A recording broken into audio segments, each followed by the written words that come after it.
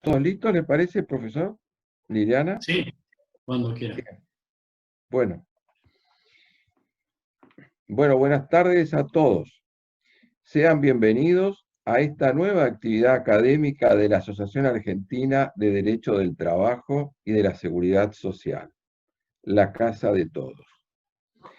Le damos también la bienvenida a los colegas del extranjero que nos honran también con acompañarnos en esta actividad, los miembros de las asociaciones académicas de Derecho del Trabajo y de la Seguridad Social de España, de Perú, Paraguay, de Uruguay, Chile, Brasil, Costa Rica, México, Panamá, República Dominicana, Venezuela y Ecuador.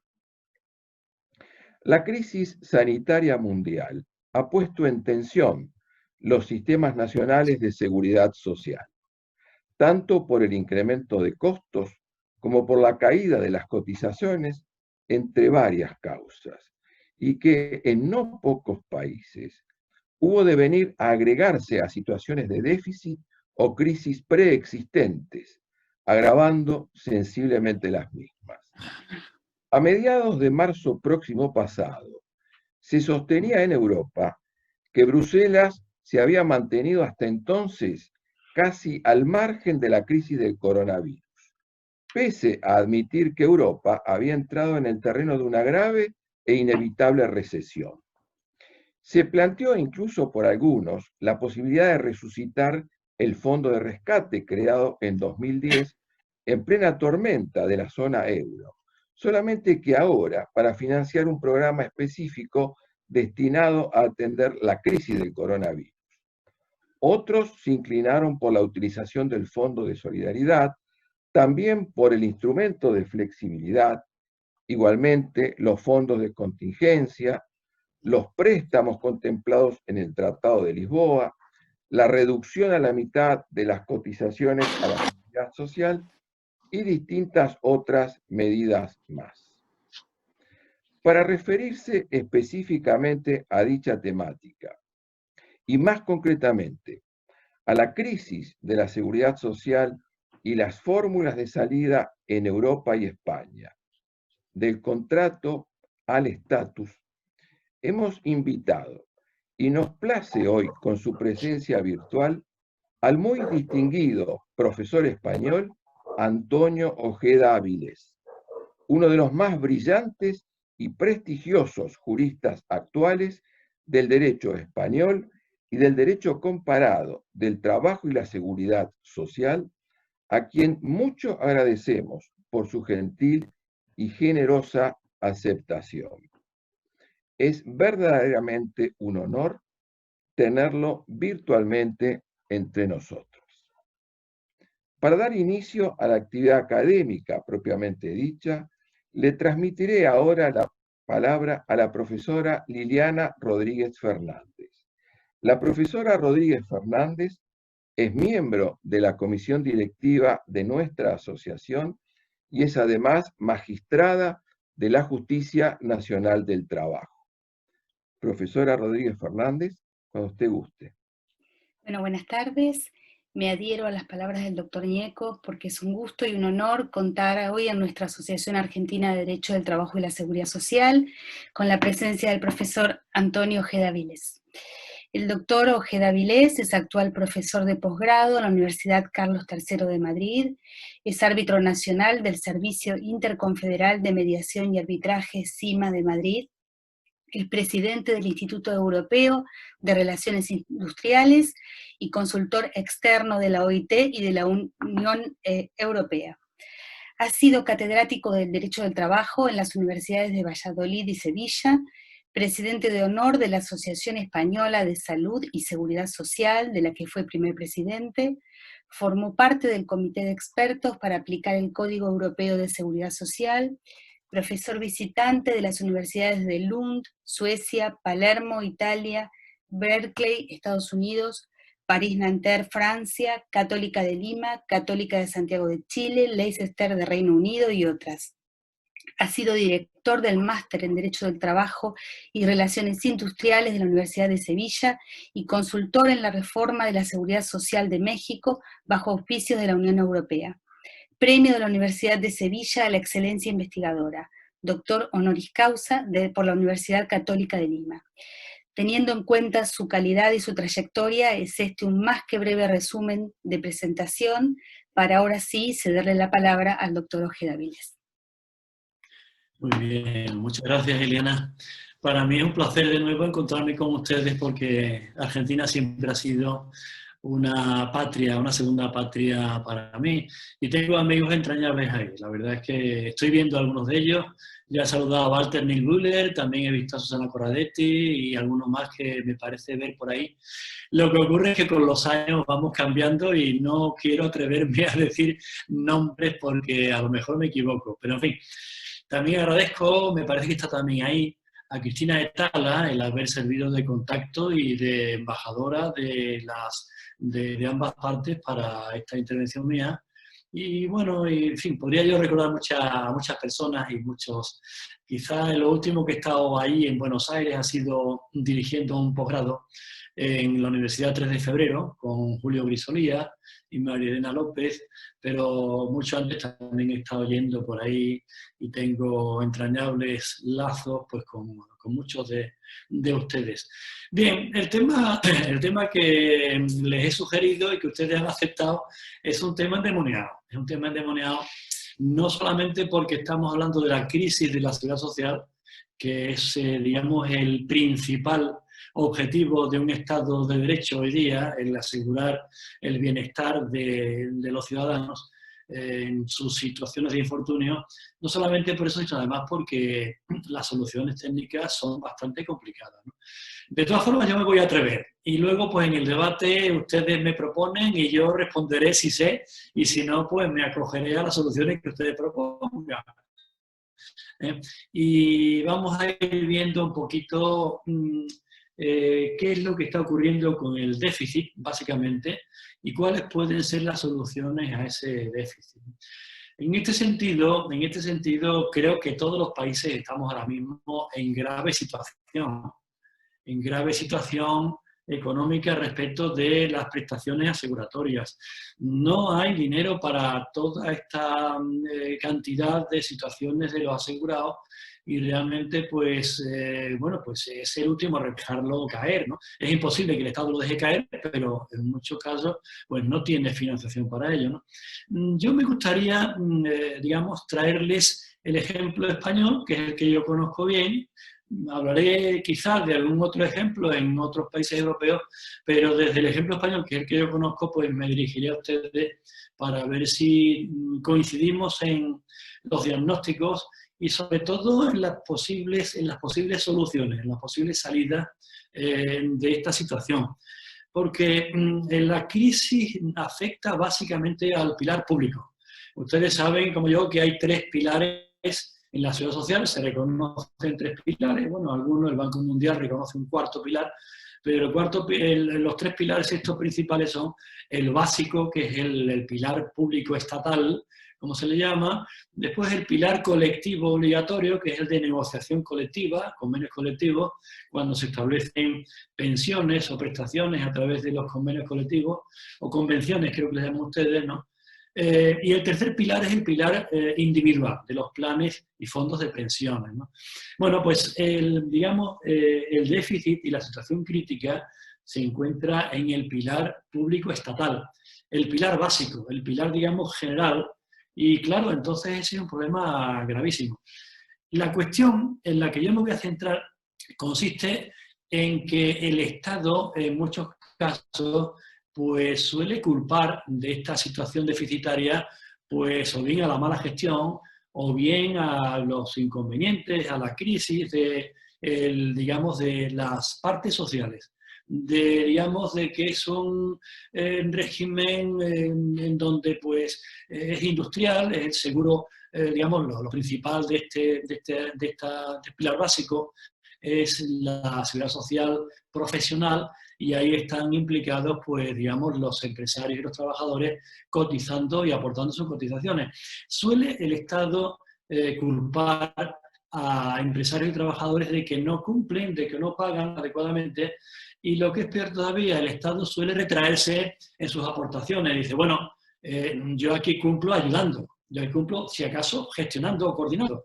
El tema es que yo no soy responsable del déficit, de estas carencias que tiene un sistema de seguridad social que por definición es laboral y corresponde a las partes de las relaciones profesionales y en especial a los empresarios y trabajadores, ¿no?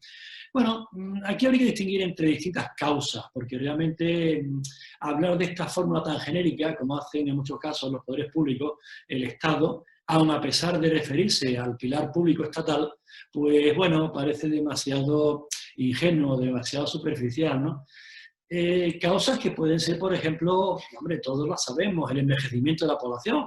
Ahora vamos para viejos muchos de nosotros. Yo veo la galería de colegas que están aquí presentes y salvo la presentadora, pues la mayoría de ellos son personas provectas de más de por lo menos 50 años o 60 años. Pero bueno, aparte del envejecimiento de la población hay otras causas, es decir, que no solamente esta, sino que también se puede hablar de otras temáticas, ¿no? El desempleo, entonces, que provoca el aumento de las prestaciones por desempleo, pero también otras cuestiones que son variadas. La promoción del empleo, por ejemplo, está consumiendo en países europeos bastante dinero de la seguridad social. Entonces, en este sentido, pues podemos decir que hay una diversidad. Pues bien, recientemente ha habido un documento muy interesante de la Institución de Responsabilidad Financiera Española, de la AIREF, bueno, en donde se habla de que hay causas intrínsecas o estructurales y causas extrínsecas. Causas extrínsecas, evidentemente, pues es el envejecimiento de la población. Y causas intrínsecas, claro, son falta de coordinación, de gastos imprevistos, innecesarios, estructurales propios del sistema que hay en nuestro país y en general en todos los países, ¿no? Y en este sentido, entonces, claro, pues podemos hablar de que tienen soluciones diferentes. Es decir, mientras que, digamos, las causas externas, como es el envejecimiento de la población, pues se podría y se está intentando resolver mediante soluciones que son muy variadas. En Europa tenemos desde la fórmula sueca de las cuentas nacionales, pues hasta las pensiones Riester alemanas, en donde se paga una cantidad por un plan de pensiones individual, a cada plan de pensiones individual. Bueno, pues hasta incluso en España, pues intentando aumentar el empleo para que se coticen más por parte de los trabajadores. Hay muchas soluciones, en cada país parece que hay una distinta, ¿no? Pero bueno, son soluciones que realmente van dirigidas a intentar cotizar más o pagar menos. Pero yo me referiría ahora a las causas estructurales o intrínsecas, porque de las digamos, externas, pues podemos hablar en otra ocasión, y ahí se puede hablar muchísimo también, pero me voy a referir a las estructurales o internas, a las causas que el propio sistema genera y hace que no funcione bien. Evidentemente, pues el AIREF cae, digamos, o entra en este tema y dice que evidentemente se puede resolver con soluciones intrínsecas, estructurales, pero ya apunta a cuál puede ser la causa. Y dice que la causa básicamente es el de una falta de coordinación entre los distintos organismos públicos que hay que tienen competencia respecto de la seguridad social. Entonces, bueno, pues, digamos, son causas que se pueden, digamos, reducir a solucionar mejor la coordinación entre ellas.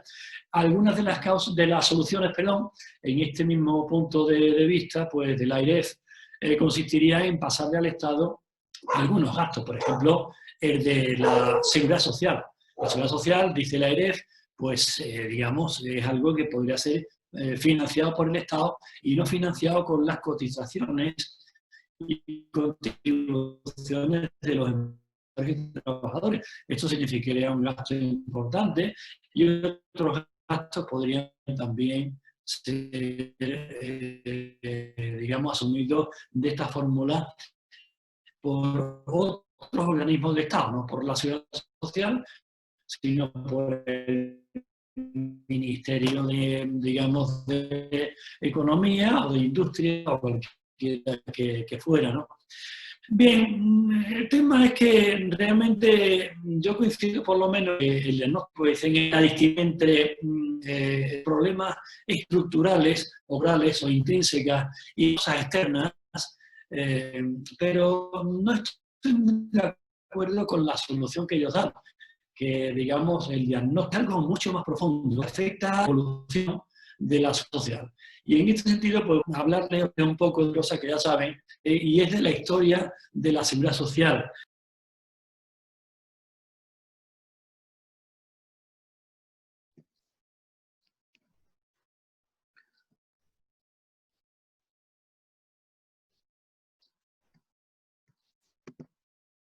Esperamos un segundo porque se le cayó internet y el sistema al profesor. Ahora esperamos que se conecte nuevamente.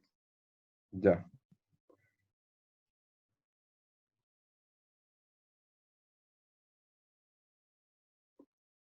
Tiene el micrófono apagado, profesor. Sí. Ahora.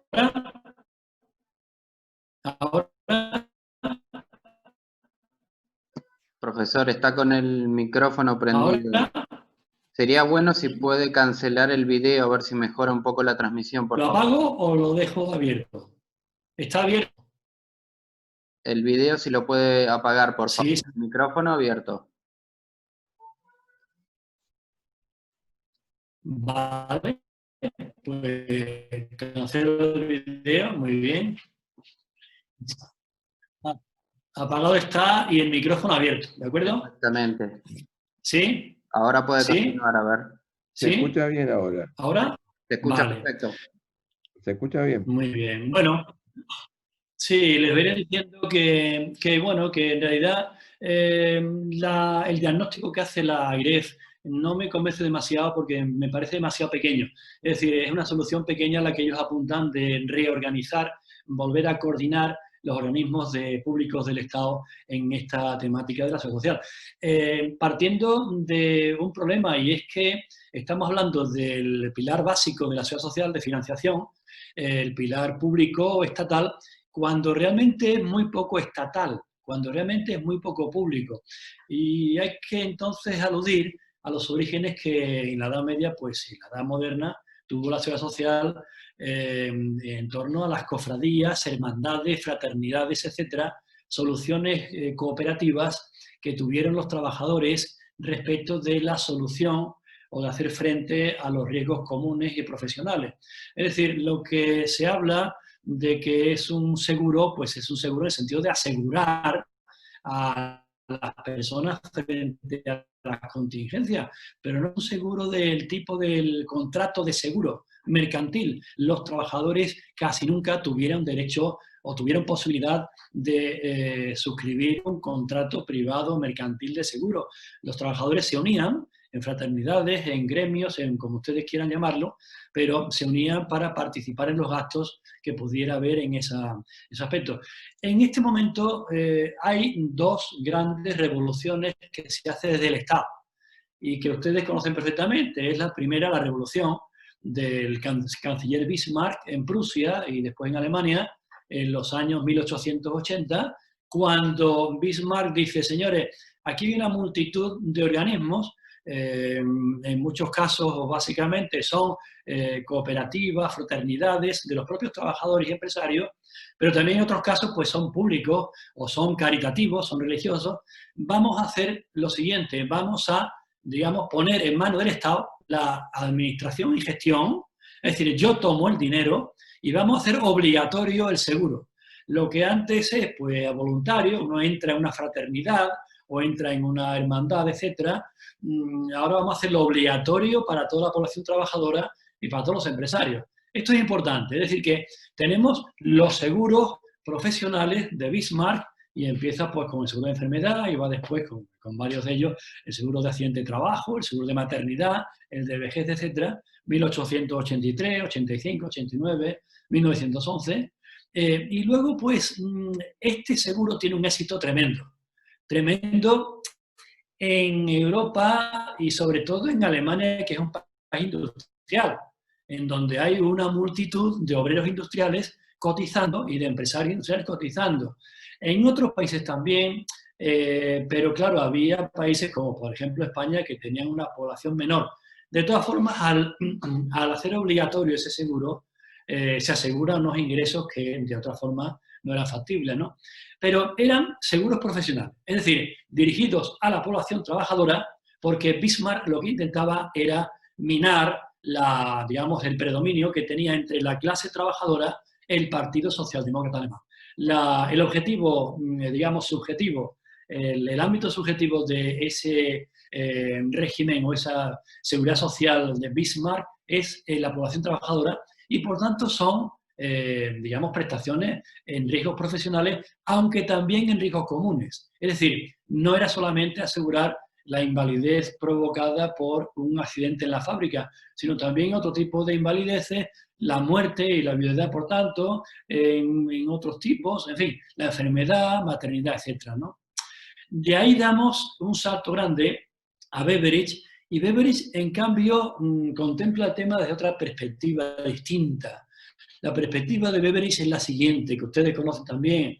Él escribe en el año 1942, es decir, 40 años más tarde de Bismarck, y dice, esta persona que era un experto, era un teórico de la seguridad social, y dice, hombre, cuando una persona pierde una pierna en un accidente de tráfico, es lo mismo que si la perdiera en un accidente de trabajo. El resultado es lo que importa. Lo que importa es que esta persona se quede inválida. Da igual que la causa del accidente sea profesional o que sea común, que sea un riesgo profesional o un riesgo común. Lo que interesa es, de alguna forma, asegurar el riesgo que consiste en la pérdida de la pierna. Esta es una de las perlas, de las ocurrencias importantísimas y que sirven para convencer a prácticamente todo el mundo. Toda Europa se rinde ante esa evidencia, pero además tiene otras ocurrencias, otras fórmulas interesantísimas, como por ejemplo la de que, y aquí es donde entramos ya en zona pantanosa y de peligro, la que dice Beveridge, dice en otro escrito suyo, en el informe sobre desempleo, dice, hombre, es mostrar al ciudadano británico desde la cuna hasta la tumba. No en los riesgos profesionales, no en su vida activa, sino también en su vida como infante, como niño, como adolescente, y también en su vida como persona mayor, como persona anciana, desde la cuna hasta la tumba, ¿no? Entonces, pues esto también es importante. Y luego, pues, tiene otra última ocurrencia, que también la inserta en el informe sobre el desempleo, que dice, aquí haríamos un camino inverso al que Maine, el filósofo también británico, decía que había ocurrido respecto del antiguo régimen, respecto del nuevo régimen o del régimen. Mientras que Maine decía que se transita, se pasa desde el status al contractus, desde el estatus de la situación personal en la clase que tuviera en el antiguo régimen, esa persona, a una situación democrática en donde todo se hacía por acuerdo, por contrato entre las partes. Dice Beveridge en el año 41, dice, en la seguridad social que yo propongo se pasaría al revés, se pasaría del contractus al status. Es decir, se trataría no de un seguro, no de una situación de aseguramiento, sino a una situación en donde vendría asegurado por la situación suya, la situación de necesidad. Entonces sería del contractus al status. Beveridge quizás no recordara, no supiera, él no era jurista genérico, y que realmente en seguridad social, digamos, los trabajadores mayormente no tenían una situación de contrato mercantil de seguro, no iban a una compañía.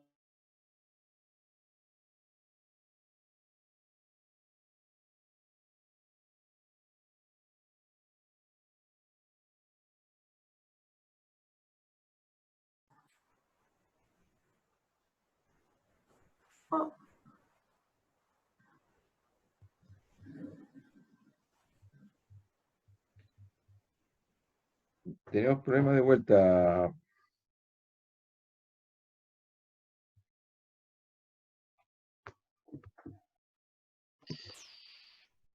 Vamos a esperar otra vez a ver si ingresa.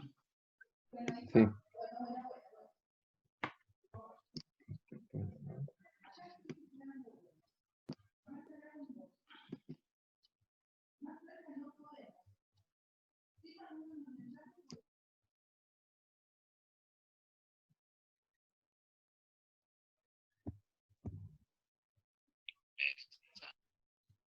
Ahora,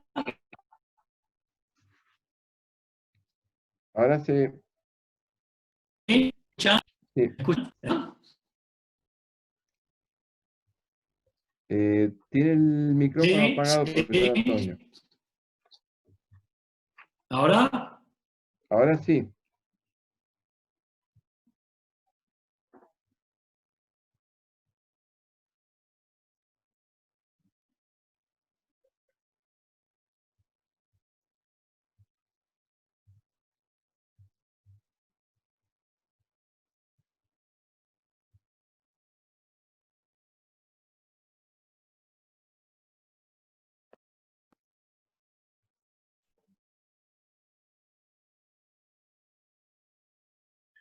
ahora sí, ahora, ¿me escuchan?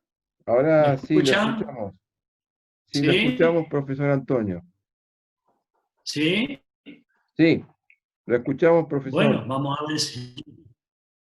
Sí, sí. Continúo entonces, ¿verdad? Muy bien. Perdón por las interrupciones, pero estoy hablando desde la costa, con este verano, esta canícula en España, que no es la que tienen ustedes allí, me parece a mí. Bueno, puedo seguir entonces, ¿verdad? Sí. Bueno, entonces lo que venía diciéndole a ustedes es que Beveridge trastoca completamente lo que era el límite profesional de la seguridad social y plantea una seguridad social universal, un estado de bienestar.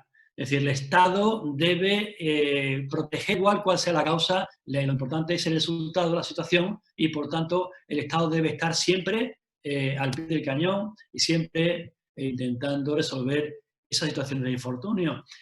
Lo que pasa es que aquí ocurre...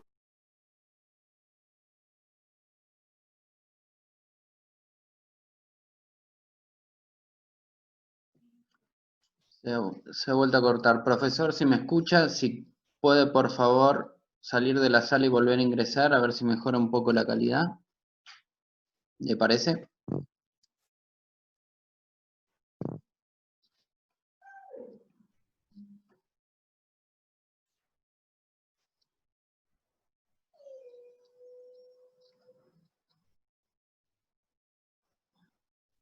¿Salgo o qué hago?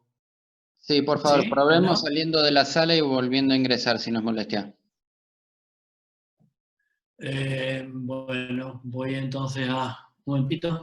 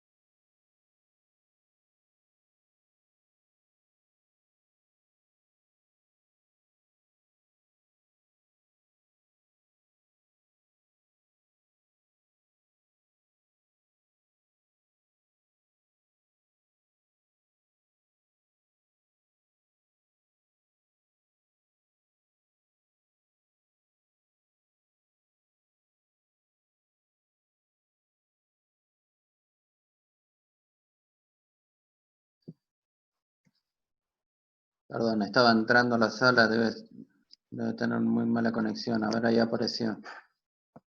Profesor, ¿nos escucha?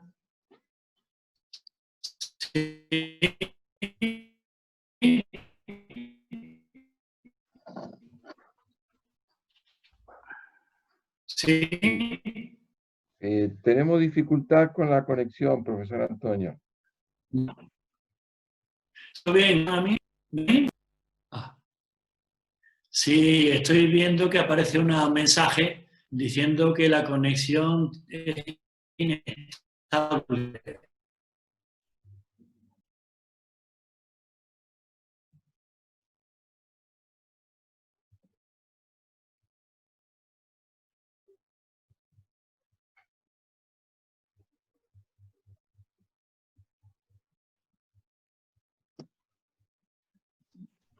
Lo perdimos otra vez. Ahora vamos a ver si se conecta.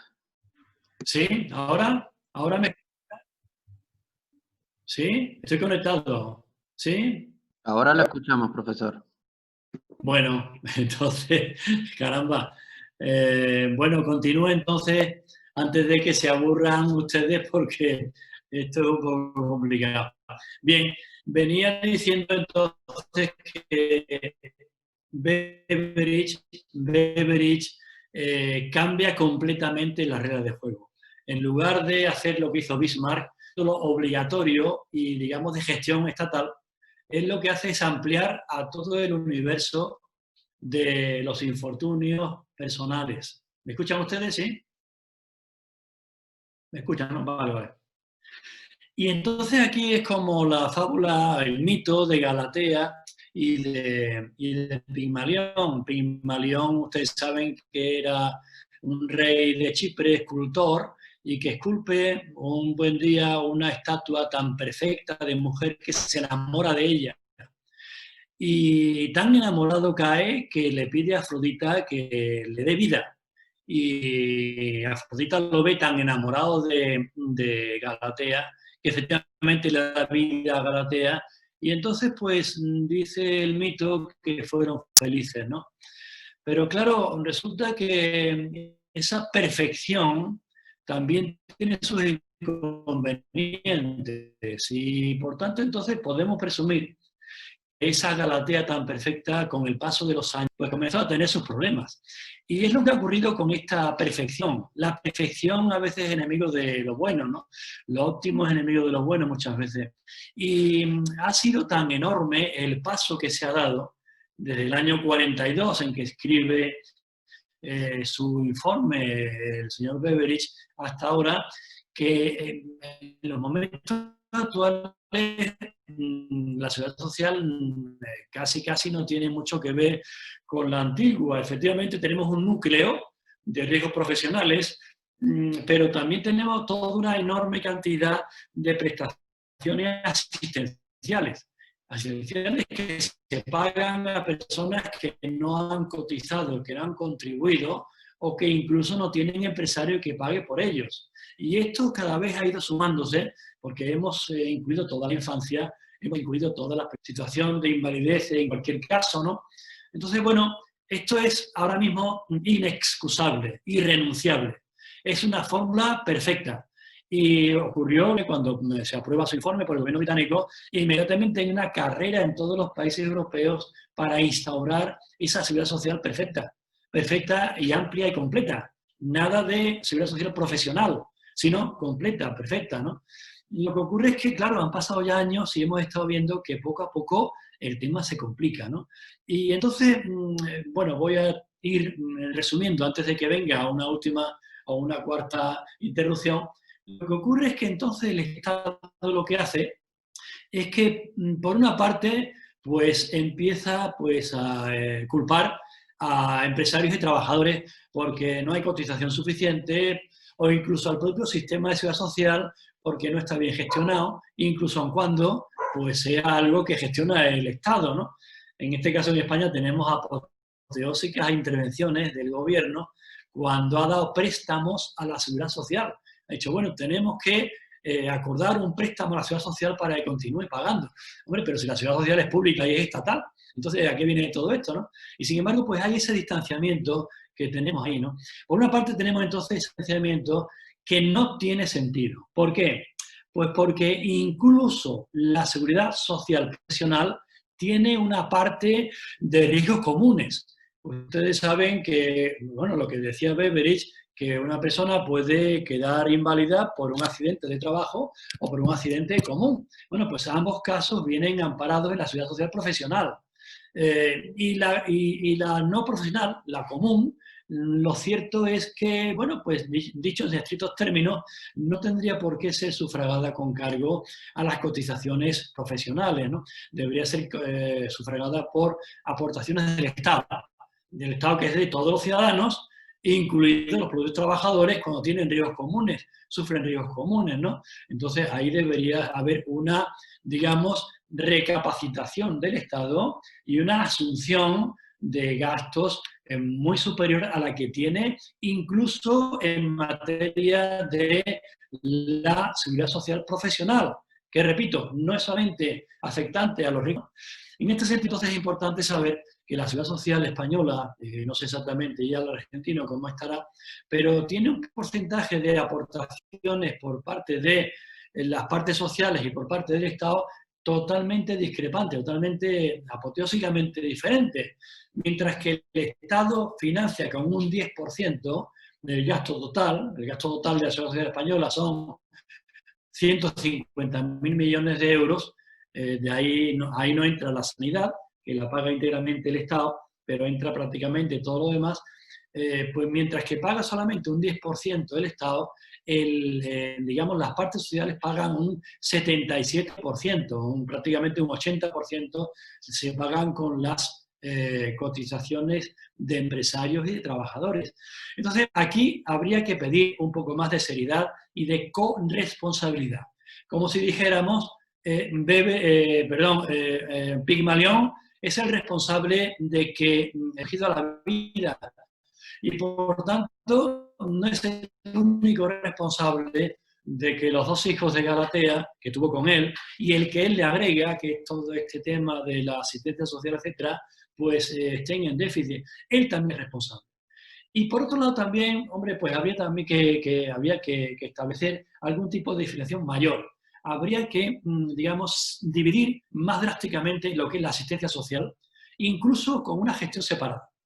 La gestión que viene a ser normalmente, en fin, en Argentina creo que también ocurrirá lo mismo, en buena parte, pues por parte de los órganos de la seguridad social, aun cuando después haya algún tipo de financiamiento por parte del Estado, la gestión debería ser completamente separada, distanciada. Lo que es asistencia social, eso es público del Estado. La seguridad social profesional, tanto riesgos profesionales como comunes, es público, pero en donde pues hay una aportación, financiación importantísima de las partes sociales de los empresarios y trabajadores. Bueno, entonces, con esto ya voy a terminar, antes de que nos privemos del debate. Y esas son mis dos aportaciones. Es decir, creo que el Estado, con esta evolución perfeccionista, ha ido abandonando sus responsabilidades, que son suyas, y no de las partes empresarios y trabajadores. Y en segundo lugar, creo que la asistencia social se ha insertado tan profundamente en lo que es la seguridad social profesional, que hoy día realmente hay un cierto galimatías de gestión que debería ser solventado, en el sentido que la AIREF decía, ¿no? En el sentido de que este cuerpo de responsabilidad fiscal independiente pues proponía de una separación, pero una separación drástica. Respecto de América, en América casi en la misma época que Beveridge, incluso antes, porque Beveridge habla en el año 42 y 41, pero en Estados Unidos hay también un importante elemento que hay que tener en cuenta para los países americanos, y es la Ley de Seguridad Social del año 1935, debida al presidente Roosevelt. Esa ley es muy parecida al esquema que planteaba Beveridge. ¿Por qué? Pues porque es deudora de las leyes de pobres británicas de la Edad Moderna, desde 1500 en adelante, en donde pues, se atendía al pobre. Había una distinción perfecta, por lo menos muy drástica, entre lo que era el pobre por ser inválido o anciano y lo que era el pobre por no trabajar, por ocioso, por vago, por maleante incluso, ¿no? Entonces había una situación en donde se atendía, y era muy curiosa la fórmula, que era que cada comunidad, cada vecindario, cada pueblo o ciudad atendía a sus necesitados, por una parte, y luego pues se castigaba, de prisión y con penas de, digamos, de casa de trabajo a las personas que fueran ociosos voluntarios.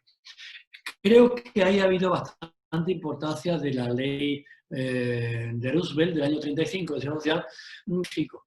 México, donde la cobertura es prácticamente casi para las personas necesitadas por parte del Estado, y luego el resto se deja a unos fondos de pensiones y a unos organismos que tienen una conexión bastante problemática y que ahora se intenta de alguna forma coordinar. Bien, perdonen ustedes esta situación de ruptura de la conexión.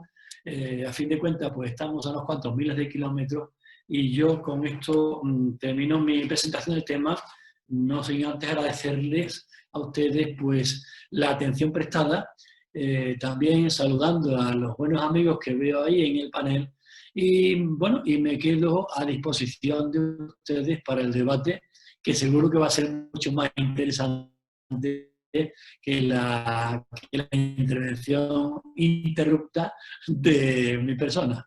Muchas gracias. ¿Sí? Muchas gracias, ¿Sí? profesor Ojeda ¿Sí? Vilés. Tenemos aquí un saludo de la doctora Margarita Centella, que lo felicita, agradece desde la Academia Panameña de Derecho del Trabajo. Y yo invito a los participantes a que formulen sus preguntas encendiendo su micrófono.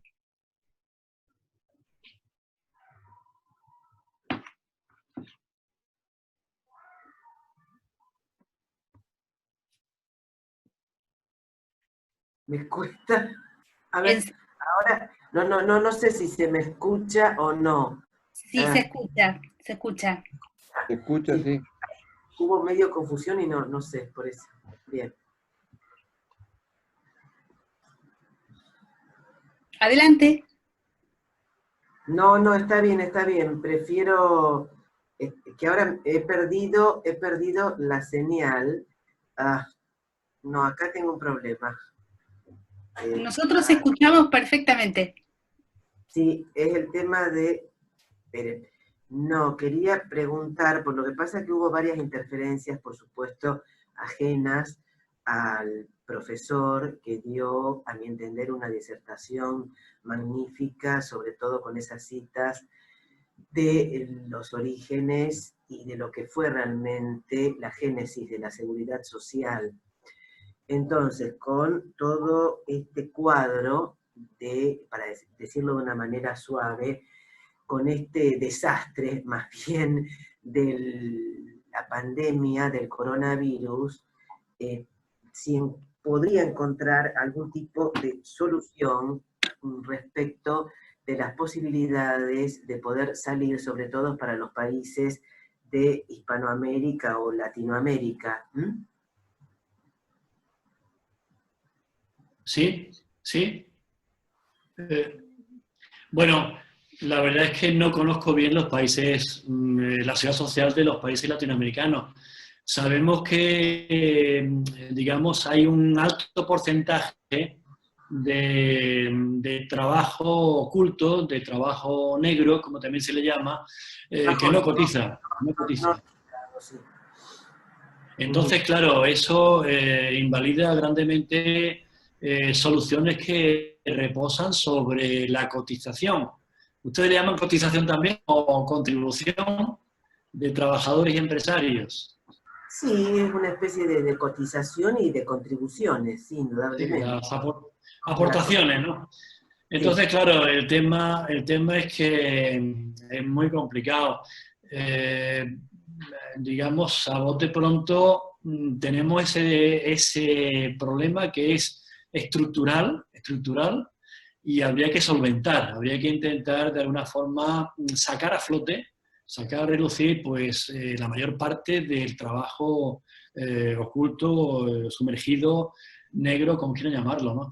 E incluso así, pues habría que recortar bastante de las prestaciones que puedan recortarse. Claro, ya eso depende de cada país, pero en algún caso, pues no sé, hay fórmulas que en España tenemos algunos que se podrían unificar incluso. Por ejemplo, tenemos ahora mismo una dualidad entre la renta básica que acaba de establecer el gobierno central y las rentas básicas que tienen las comunidades autónomas. Este es un caso claro de descoordinación entre las regiones y el Estado central, ¿no?, que tienen duplicados, ¿no? Por otro lado, también la renta mínima del gobierno pues también ha unificado digamos, por niños, nacimientos, por cuidado de hijos, etc. En fin, hay fórmulas, pero no quiero yo meterme en lo que viene a ser la fórmula principal, que es el aumento de cotizaciones.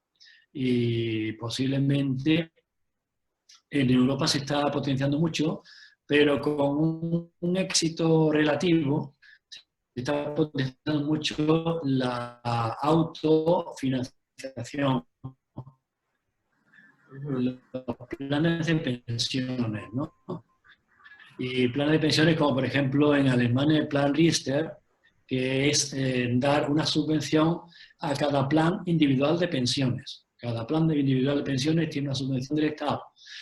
Al principio parecía tener un despegue importante, pero se ha venido abajo. En otros países, pues, por ejemplo, Holanda y Dinamarca, hay un modelo que a mí me gusta más, y un modelo de convenios colectivos socios a nivel de todo el Estado, de toda Holanda o de toda Dinamarca. Entonces, estos convenios colectivos establecen un fondo de pensiones colectivo, con lo cual los costes se abaratan mucho, porque las compañías de seguro no pueden estas primas tan descomunales que suelen establecer. Es decir, el rol sindical conjuntamente dentro de los convenios colectivos con el de la seguridad social, teniendo ciertas cláusulas referidas a seguridad social. Lo entiendo de esta manera, no sé si comprendí bien.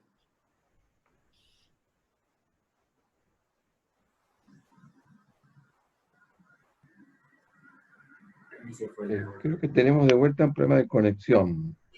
Ahí se está volviendo a conectar. Hola, hola. Hola. Yo diría, tenemos una pregunta del doctor Walter Buller, y quizás con esa pregunta podemos, excepto que alguien quiera algo particular agregar, ir cerrando para no incomodar al profesor Ojeda Avilés, que tiene problemas con su comunicación. Así que, doctor Buller. Creo que el doctor Razo estaba pidiendo luego la palabra, si es posible. Perfecto. No lo había notado. Ya. Entonces el doctor Buller y después el doctor Razo. Si ¿Qué tal, Antonio? Un gusto que nos encontremos, aunque sea por este medio. La pregunta es la siguiente. Creo que en el caso de Argentina hemos advertido que frente a la pandemia, la respuesta de la seguridad social ha sido bastante insatisfactoria. También desde el punto de vista del derecho del trabajo. Pero no tenemos una cobertura importante como la que creo que tiene España. Estamos hablando de la prestación de desempleo, del subsidio de desempleo, del FOGASA y de distintos instrumentos que tienen. Sin embargo, puede ocurrir, acá creo que esto va a llamar a la reflexión para tener por lo pronto una mejor cobertura del seguro de desempleo. En España, el COVID ha tenido un impacto que se refleje en el futuro de la seguridad social. ¿Cómo lo ves vos? ¿Nos podrías dar tu opinión?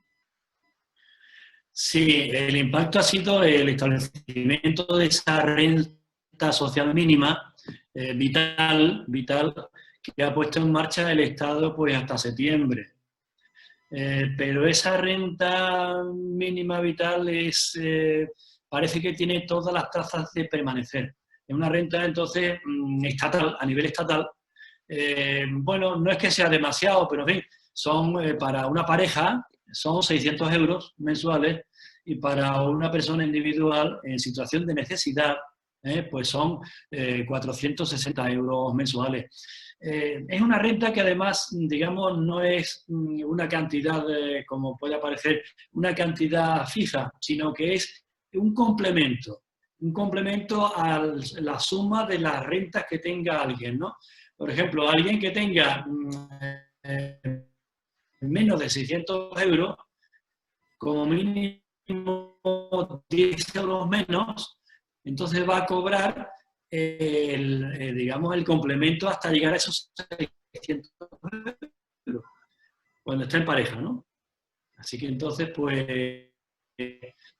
y esa fórmula es bastante más adecuada que la fórmula de las rentas regionales, a las cuales no prohíbe, sino completa, con algo que parece que va a continuar. Y luego ha habido mucho éxito con el tema de lo que se llaman los, bueno, es un nombre técnico, expedientes de regulación de empleo temporal. Cuando una empresa está en crisis, no va a poder continuar con la actividad, solicita de la autoridad laboral un expediente de ya la prestación de desempleo. Y entonces, durante esos 6 meses, esta persona, bueno, pues está cobrando el seguro de desempleo, pero no está despedido. Pasan esos 6 meses y el empresario tiene que readmitir. Además, tiene una serie de obligaciones, por ejemplo, no contratar a nadie durante ese tiempo. Oiga, usted dice que no puede dar empleo, entonces usted no puede contratar a nadie. Tiene una serie de digamos, no, en fin, una serie de requisitos, pero, digamos, esto ha significado sobre todo una esperanza importante para los trabajadores, que en lugar de estar sin empresa y sin empleo, pues están en esa situación de suspensión del contrato, al cabo de la cual vuelven otra vez a la empresa. La empresa puede solicitar otro ERTE, como lo llamamos, expediente de regulación temporal de empleo, por otro tiempo, y se le continúa pagando. Y además todavía lo que se le paga de desempleo no cuenta para el periodo que él haya acreditado por lo que él haya cotizado, el trabajador me refiero, ¿no? El trabajador ha cotizado, por ejemplo, durante, bueno, pues 6 años, tiene derecho a 2 años de desempleo, bueno, pues esto no le resta, lo que se le paga durante el ERTE, no le resta para esos 2 años que tiene acreditados él por su cotización. Entonces hemos tenido ese par de instituciones importantes. En algún caso ya existían, los ERTE ya existían, pero ahora se han, digamos, perfeccionado y realmente ha significado mucho para mucha gente. Y me alegro además de saludarte, Neil. No, perfecto, gracias.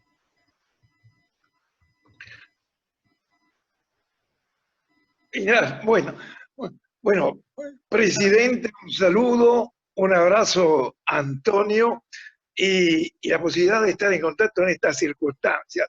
Antonio, te cuento, el plan B cuando hay baja conexión es hacer como yo, agarrar el celular y conectarlo a datos móviles y ahí uno va navegando.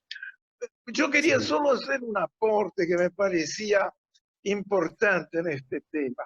Y más allá de las contribuciones que se paguen o no, del valor de los importes, me parece que lo más importante que ha producido la emergencia sanitaria, el COVID-19, es una reformulación del estado de bienestar social. Y yo te estoy hablando de un país que desde hace 3, 4 meses ha pasado de un gobierno de centro izquierda a un gobierno de alguna manera podría definir de centro derecha. Pero aún así la exigencia social obliga a un gobierno que no tenía en su mente profundizar las políticas públicas a profundizar las políticas de seguridad social, probablemente en esa vertiente que tú decís, esa vertiente más asistencialista, ¿no? Y creo que esa, es decir, como yo creo que esta es una crisis conjuntural, pero de larguísimo plazo, es probable que el rol que tenga el nuevo estado de bienestar social a partir de la crisis sea muy central en el gobierno de nuestras sociedades. Porque uno dice 400 euros no es nada, o 150 dólares en nuestro país no es nada. Pero ¿comparado con qué? Porque quizá nosotros estemos yendo hacia un mundo donde se va a perder el salario como centro de distribución de las riquezas, y bueno, y la seguridad social quizás intervenga precisamente como un factor de equilibrio social. Esto solo quería decir, y gracias por la participación. Sí, yo estoy encantado con ver aquí jóvenes amigos. En el caso de Juan Raso, yo me pregunto si él es joven profesor, alumno de la Facultad de Derecho o ya recién jubilado, porque, bueno, hemos participado en su libro, etcétera, pero la verdad es que está jovencísimo. Bueno, yendo a lo que dice, efectivamente, el Estado ha tenido que asumir un rol fundamental, porque realmente, incluso en países como puedan ser España, que es un país bastante descentralizado, con las comunidades autónomas, algunas muy fuertes como Cataluña o País Vasco, se ha visto que no están preparadas, están peor preparadas que el propio Estado. Y eso ha significado pues un robustecimiento, ¿no? De todas formas, ¿con qué se puede comparar esa renta básica que el Estado puede? Yo aquí me he acordado, y lo voy a contar, aun a riesgo de aburrir al respetable público, ¿no? De un caso que me ocurrió como de una charlilla, una charleta, en el Comité de Empresa Europeo de un gran banco multinacional de matriz italiana. Y entonces allí había pues representantes en el Comité de Empresa Europeo, representantes rusos, alemanes, italianos, españoles, de no sé cuántos países donde tiene presencia este banco italiano multinacional, ¿no? Y cuando terminé yo mi charla sobre el tema, bueno, del derecho europeo y los comités de empresa europeos, etcétera, se levanta un ruso y dice, vamos a ver, mire, yo querría decirle, aquí en este banco tenemos una discriminación salarial tremenda, porque en Rusia los salarios que nos paga a nosotros los empleados del banco, este banco, son la cuarta parte de lo que les paga a los empleados alemanes en Alemania. Entonces, entendemos que esto es absolutamente discriminatorio y que no se puede permitir. Y a mí se me ocurrió lo siguiente, digo, hombre, es que la relación entre el sueldo y lo que debe ser el sueldo está en el coste de la vida. Evidentemente, hombre, pues el coste de la vida que hay en Alemania no es el coste de la vida que hay en Rusia. Otra cosa sería si fuera el mismo coste y ustedes cobran 4 veces menos que los alemanes. Voy a decirte, en el sentido este de que pienso que la relación sería el coste de la vida. Y normalmente lo es. Es decir, una cantidad que sea mínimamente suficiente para que una persona sobreviva, ¿no? Y aún así tiene bastantes críticas de aquellos que dicen, hombre, pero ya con esa paguita, como se le llama, pues ya esta persona pues deja de trabajar. Y, hombre, pues caramba, es bastante discutible.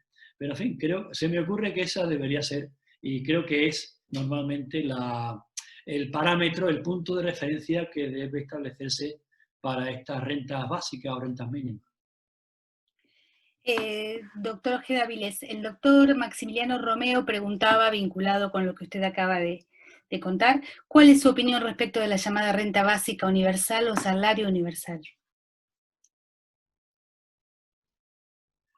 Sí, sí. Bueno, mi opinión lo acabo de mencionar, ¿no? Con respecto de la renta mínima española. Creo que es necesaria, y ya Beveridge se enfrentó con ese problema, con esa discusión, además nada menos que con Hayek. Hayek era un alemán, un economista famosísimo que llega en esa época huyendo de los nazis alemanes y se asienta en Inglaterra. Y entonces, pues, dice que cómo es posible lo que dice Beveridge de una seguridad social universal, de un estado de bienestar, de un estado social. Bueno, hoy día eso nos parece un poco absurdo. Hoy día creo que no hay nadie que no participe de la idea de un estado de bienestar, ¿no? Como principal, quizá, y la justicia, y también quizá la defensa y seguridad, principal objetivo de un Estado, ¿no? Pero claro, Hayek decía, bueno, ¿cómo es posible el tema este de de la renta, bueno, de atender cualquier necesidad de cualquier persona en cualquier momento de su vida, ¿no? Yo creo que sí, y decía Beveridge, decía, vamos a ver, no se trata de que con una renta básica estemos creando vagos y maleantes. Personas que ya con la renta básica y con alguna otra cosita, pues viven y ya dejan de trabajar. No es así, decía Beveridge. No, lo que estamos es intentando que esa persona se mantenga sano para poder trabajar. Es decir, lo que queremos al atenderle sus necesidades tanto en la infancia como en la madurez e incluso en la ancianidad, es que pueda trabajar en una situación de pleno empleo o en una situación en que él de pronto encuentre empleo. Y esta es la solución que creo que debemos aceptar. Y sin embargo hay mucha gente que opina de otra forma, ¿no? Aquí en España tenemos, no sé si ustedes tienen, pero el problema de los ocupas. Los ocupas que se meten en una casa, a lo mejor incluso por la persona ha salido a comprar el periódico y se meten, le cambian la cerradura y ya pues se quedan allí, ¿no? Entonces estos críticos contra la renta básica o universal dicen, bueno, entonces con la renta básica y con una ocupación, y si luego si eres mujer tienes un niño cada año, pues ya tienes una serie de subsidios y ya con eso no tienes que trabajar, ¿no? Yo creo que eso es un poquito exagerado, que estas rentas no dan para tanto. Doctora Susana Corradetti. El micrófono, doctora. El micrófono está apagado, Abajo a la Susana. izquierda. Sí, ahí está. Bien. ¿Sí? Bueno, Antonio, recordando esas épocas en Sevilla, Hola. mucho más agradables que las que estamos viviendo ahora, pero en fin, Sí. tengo muchas cosas, se me fueron agolpando, Juan Raso me dio algunas ideas, así que él es parte de la responsabilidad de esta intervención. En realidad me llamó la atención tu énfasis en que las prestaciones de la seguridad social deben descansar sobre las cotizaciones. Nosotros hablamos de cotizaciones en la conjunción de aportes y contribuciones, así que la palabra está, me parece clara. Y la verdad es que yo me acuerdo desde aquella época del Acuerdo de Lisboa, que ya es histórico, pero cuando Europa decidió sostener las prestaciones de la seguridad social. Y si nosotros dependiéramos solo de los aportes y contribuciones, como vos mismo lo has dicho, con nuestro sistema de personas no registradas y con poca cotización, nadie recibiría la compensación por su tiempo de trabajo, ¿no? O su tiempo para su subsistencia cuando ya no pueda trabajar. Entonces, nosotros estamos muy acostumbrados a que el Estado sostenga con impuestos la parte de la seguridad social que no se logra a través de cotizaciones. Y esto, para algún alumno mío que anda por ahí, yo lo sostengo como un deber, como algo que es valioso para la seguridad social, porque si lo vamos a dejar solo en las cotizaciones, podemos correr el riesgo de no ser suficientemente protectorios y solidarios. En Europa esto ha sido menos necesario, me parece, por el nivel de las cotizaciones y por la mayor transparencia de los mercados laborales. Pero en este momento, con la crisis del COVID, también parece ser que el Estado ha asumido la responsabilidad de sostener las situaciones no previstas, ¿no? Quisiera que me dieras tu opinión sobre esto, sobre todo si no estás de acuerdo también puedes decirme. Sí, vamos a ver, Susana, ante todo, pues un fuerte abrazo desde aquí, desde no sé cuántos miles de kilómetros.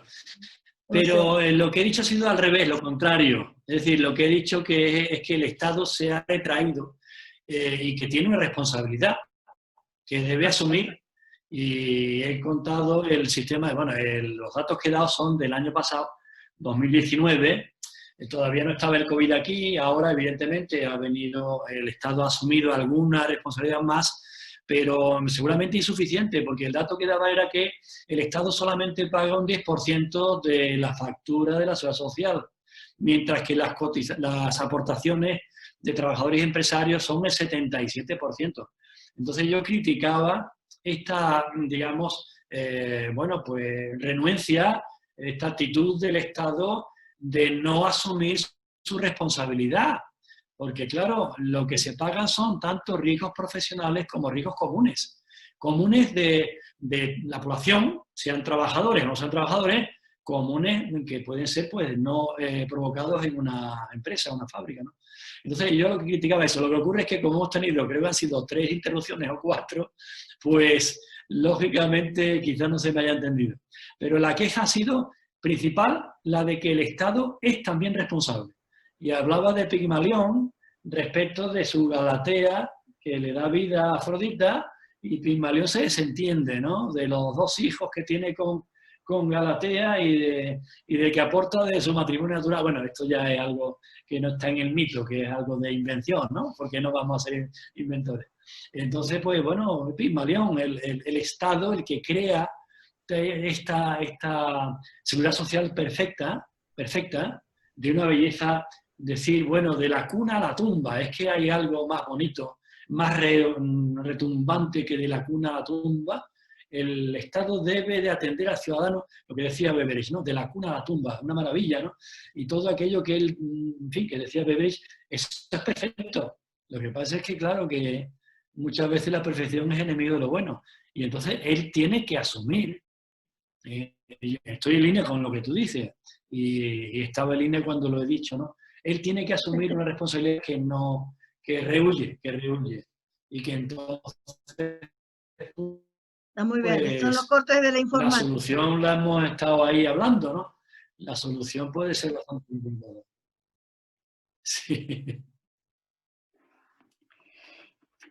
Creo Bueno, que estamos pues, con las preguntas. No sé si alguno más quiere intervenir, enciende su micrófono ahora o calla para siempre. Doctor Ojeda Avilés, muchísimas gracias por compartir con nosotros sus conocimientos, sus reflexiones. Ha sorteado los inconvenientes técnicos de una manera excepcional y fue muy estimulante para nosotros esta conferencia que hemos compartido con usted. Lo dejo con el doctor Ñeco. Simplemente para agradecer nuevamente la enorme gentileza que ha tenido el profesor Antonio. Lo esperamos nuevamente, esperando contar con otra participación, tal vez con menos problemas técnicos, pero con el mismo nivel de brillantez que ha tenido su exposición. Le quedamos muy agradecidos y muchas gracias a todos por haber participado. Que tengan todos muy buenas tardes. Muchas gracias muchas otra vez. gracias. Adiós. Adiós, muchas gracias. Adiós.